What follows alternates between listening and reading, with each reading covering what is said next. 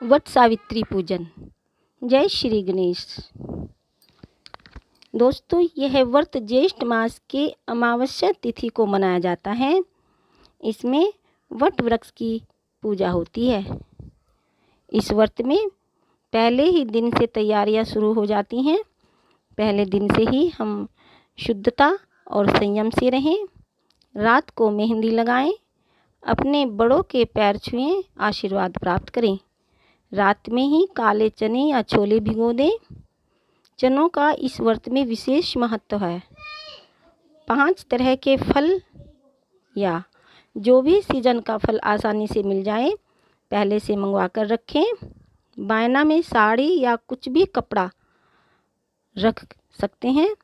इस व्रत में वटवृक्ष यानी कि बरगद के पेड़ की पूजा की जाती है। अगर ऐसा संभव नहीं है तो बरगद के पेड़ की टहनी मंगवाएं। एक टहनी अपने बायने में व एक टहनी अपनी पूजा में रख करके अच्छे से श्रद्धा के साथ मोली रोली लगाकर पूजा करें। अगर लॉकडाउन में ऐसा भी संभव नहीं है तो घर पर ही सभी देवता, पहले गणेश जी, ब्रह्मा, विष्णु, महेश, ये तीनों में ही बरगद की वृक्ष में निवास माना जाता है, उनकी पूजा करें। सभी देवी देवताओं का ध्यान करें। साथ में सत्यवान, सावित्री व धर्मराज का भी ध्यान करें।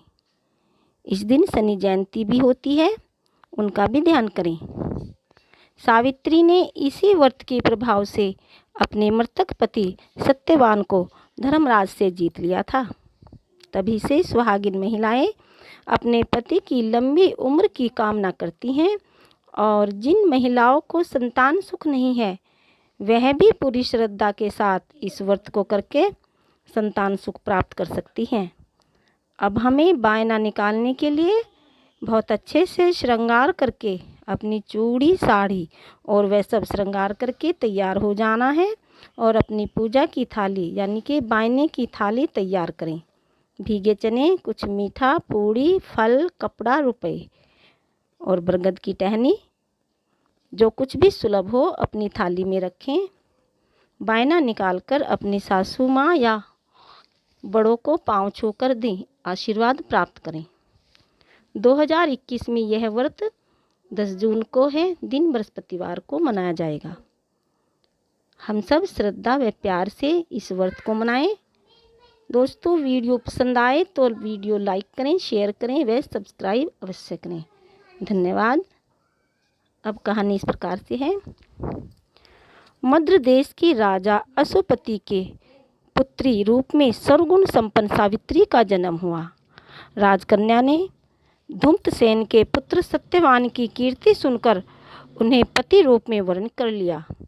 इधर यह बात जब ऋषि राज नारद जी को ज्ञात हुई तो वे अशुपति से जाकर कहने लगे कि आपकी कन्या ने वर खोजने में निसंदेह भारी भूल की है।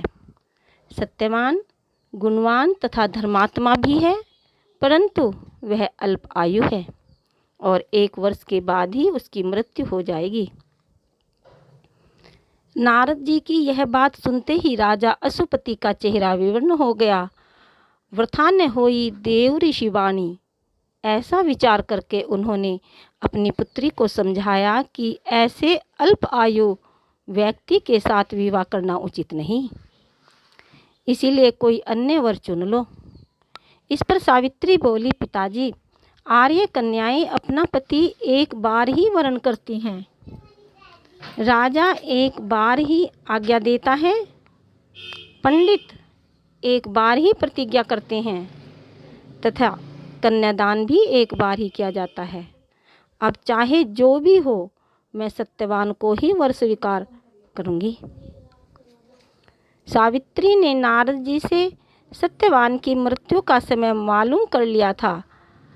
अंतोतो गत्वा उन दोनों को पानी ग्रहण संस्कार में बांधा गया। वह ससुराल पहुँचते ही सास ससुर की सेवा में रात दिन रहने लगी। समय बदला। ससुर का बल क्षीण होता देख करके शत्रुओं ने राज्य छीन लिया। नारद का वचन सावित्री को दिन प्रतिदिन अधीर करता रहा। उसने जब जाना कि पति के मृत्यु का दिन नज़दीक आ गया है, तब 3 दिन पहले से ही उपवास शुरू कर दिया। नारद जी द्वारा कथित निश्चित तिथि पर पितरों का पूजन किया।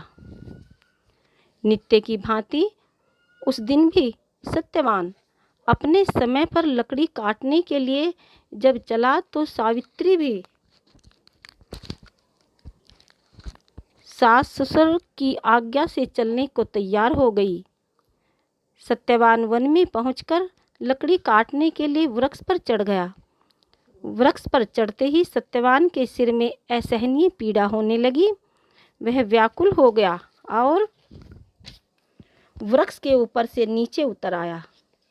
सावित्री अपना भविष्य समझ गई तथा अपने जंघे पर सत्यवान को लिटा लिया। उसी समय दक्षिण दिशा से अत्यंत प्रभावशाली महिषारूढ़ यमराज को आते देखा। धर्मराज सत्यवान के जीव को जब लेकर चल दिए तो सावित्री उनके पीछे पीछे चल दी।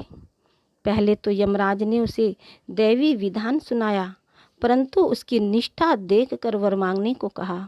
सावित्री बोली, मेरे सास ससुर वनवासी तथा अंधे हैं, उन्हें आप दिव्य ज्योति प्रदान करें। यमराज ने कहा, ऐसा ही होगा, अब लौट जाओ। तो यमराज की बात सुनकर उसने कहा, भगवान, मुझे अपने पतिदेव के पीछे पीछे चलने में कोई परेशानी नहीं, पति अनुगमन मेरा कर्तव्य है। यह सुनकर उन्होंने फिर वर मांगने को कहा। सावित्री बोली, हमारे ससुर धुत्मसेन का राज्य छिन गया है, उसे वह पुनः प्राप्त कर लें तथा धर्मपरायणा हो। धर्मराज जी ने यह वर भी देकर लौट जाने को कहा, परंतु उसने पीछा न छोड़ा। अंत में यमराज को सत्यवान का प्राण छोड़ना पड़ा तथा सत्य सौभाग्यवती को 100 पुत्र होने का वरदान भी देना पड़ा। सावित्री को यह वरदान देकर के धर्मराज अंतर्ध्यान हो गए। इस प्रकार सावित्री उस वट वृक्ष के नीचे आई जहाँ पति का मृत शरीर पड़ा था। ईश्वर की अनुकंपा से उनमें जीवन संचार हुआ तथा सत्यवान उठकर बैठ गए। दोनों हर्ष से प्रेमालिंगन करके राजधानी की ओर चले गए तथा माता पिता को भी दिव्य ज्योति वाला पाया। इस प्रकार सावित्री सत्यवान चिरकाल तक राज्य सुख भोगते रहे। यह व्रत सुहागिन स्त्रियों को करना चाहिए।